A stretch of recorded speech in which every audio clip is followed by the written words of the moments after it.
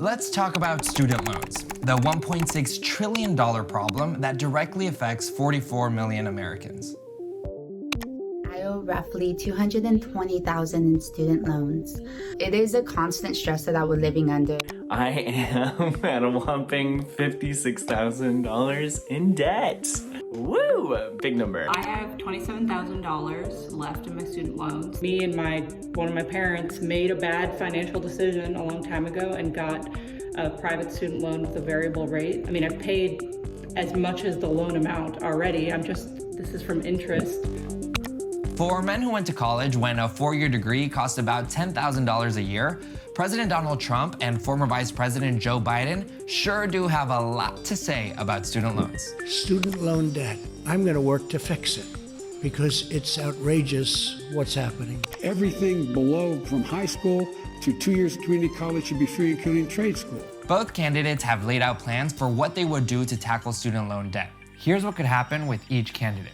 Let's start with people who graduated already. Biden has said he's open to canceling student debt for some existing borrowers. That includes people who make less than $125,000 a year, those who attended a public college or university, or a minority-serving institution, like an HBCU, and people who took out loans to pay for an undergrad degree. Sorry, grad students. Both contenders have also proposed or enacted COVID-19 specific legislation. That's why I proposed to immediately provide $10,000 in debt relief as stimulus right now. Student loan payments have been waived for 6 months, and we'll discuss it after that. Trump actually extended that grace period to January 2021 recently. But if he wins a second term, don't count on having your loan canceled. Trump doesn't support that.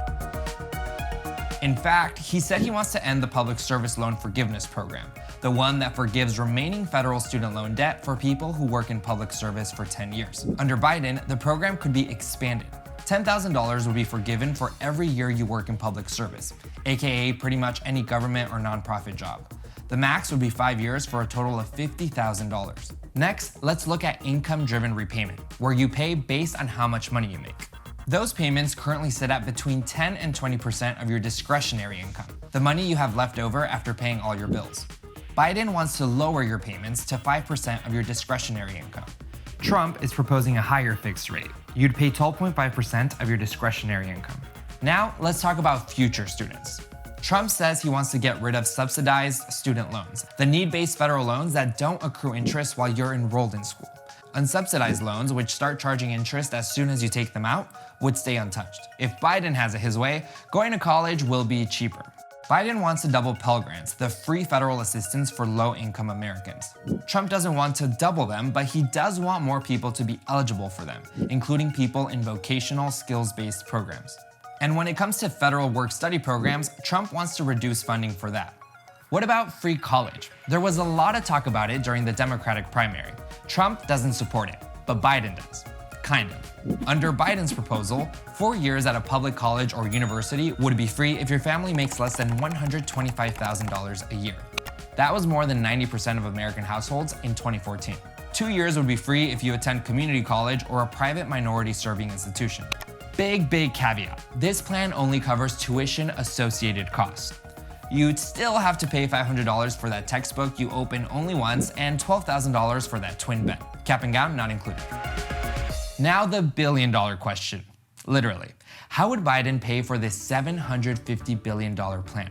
In 2019, the campaign said it would be paid for over 10 years by making sure the, quote, super wealthy pay their fair share, end quote, in part by limiting how many itemized deductions they can claim on their taxes. But the campaign website no longer says that and leaves much of the plan's how to the imagination.